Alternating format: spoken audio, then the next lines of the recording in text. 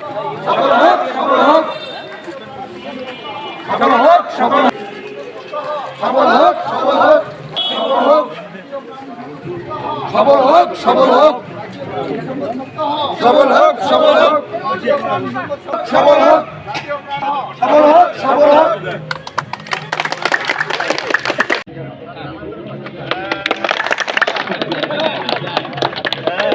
বিসমিল্লাহির রহমানির রহিম। নারায়ণং নমস্কৃত্যং নরং চৈব নরোত্তমং। 239 মিলিমিটার।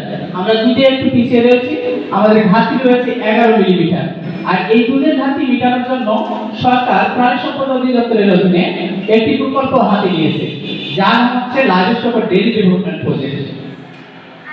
আমাদের আজকে যে জাতীয় প্রাণী সম্পদ সপ্তাহ পালিত হতে যাচ্ছে, তার লক্ষ্য উদ্দেশ্য হচ্ছে প্রাণী সম্পদ অধিদপ্তরের দেশের মানুষের নিরাপদ প্রাণীর চাহিদা পূরণ করা, কর্মসংস্থান সৃষ্টি ও দারিদ্র্য বিমোচন করা, নারীর ক্ষমতায়নে গুরুত্বপূর্ণ ভূমিকা পালন করা, পারিবারিক সচ্ছলতা এবং ভবিষ্যৎ উন্নয়নের ভূমিকায় কাজ করা, বৈদেশিক মুদ্রা অর্জনের কষ্ট কম করা।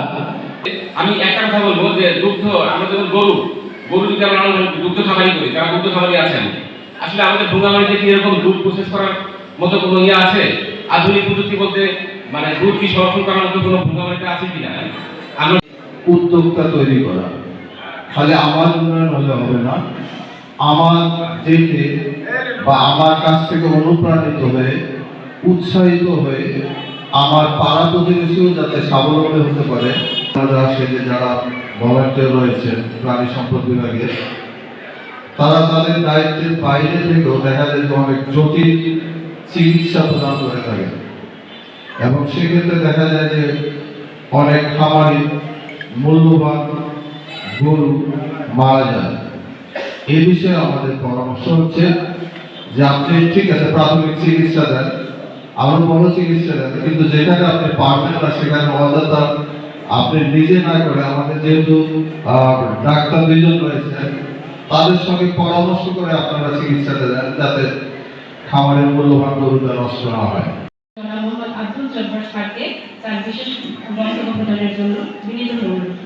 কৃষির যে উন্নতি এবং রিমার্কেবল দর্শনীয় এবং দেখার মতো উন্নতির কথাগুলো না বলে কেউ নিঃশেষ ছাড়েননি, আপনারা দেখেছেন বিগত দিন থেকে অদ্যাবধি পর্যন্ত।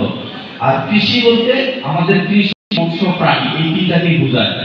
এই তিনটা দপ্তর আমরা সমকালে একের সাথে কাজ করে যাচ্ছে। আপনারা জানেন যে বিশেষ করে দানাদার খাদ্যশস্যে আমরা অনেকটাই গুরুত্বপূর্ণ।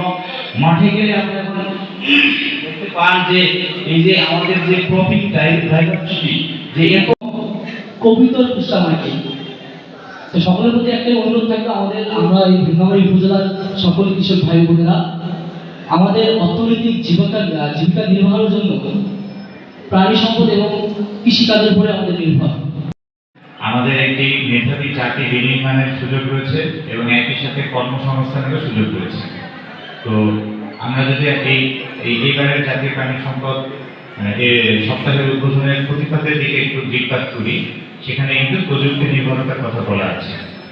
ঐতিহ্যগতভাবে আমাদের দেশের জনসংখ্যার একটি বিরাট অংশ কৃষি নির্ভর এবং প্রাণী সম্পদ, প্রাণী লালন পালনের উপরে তাদের অর্থনৈতিক এবং জীবনযাত্রা নির্ভর করে। তো সেখানে আধুনিক প্রযুক্তি যদি আমরা প্রয়োগ করতে পারি, অর্থাৎ সনাতন পদ্ধতি থেকে আধুনিক পদ্ধতি, যখন আমাদের গবাদি পশুটি কোনো অসুস্থতার মধ্যে পড়ে, তখন যেন আমরা সনাতন পদ্ধতিতে না গিয়ে আমরা যেন আমাদের যে প্রাণী সম্পদ কর্মকর্তা বা প্রাণী সম্পদ অধিদপ্তরের যারা ইউনিয়ন পর্যায়ে, গ্রাম পর্যায়ে কর্মরত আছেন, তাদের কাছ থেকে প্রয়োজনীয় পরামর্শ গ্রহণ করে, তাদের কাছ থেকে প্রয়োজনীয় প্রশিক্ষণ গ্রহণ করে আমরা যদি সেই গবাদি পশু এবং প্রাণী সম্পদ প্রতিপালন করতে পারি। উপজেলার যে আয়োজন, সেই আয়োজনে শুভ উদ্বোধন ঘোষণা করছি।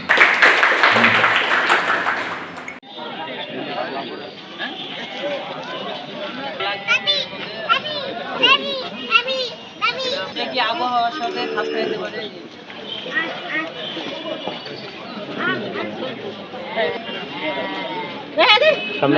আমাদের সাথে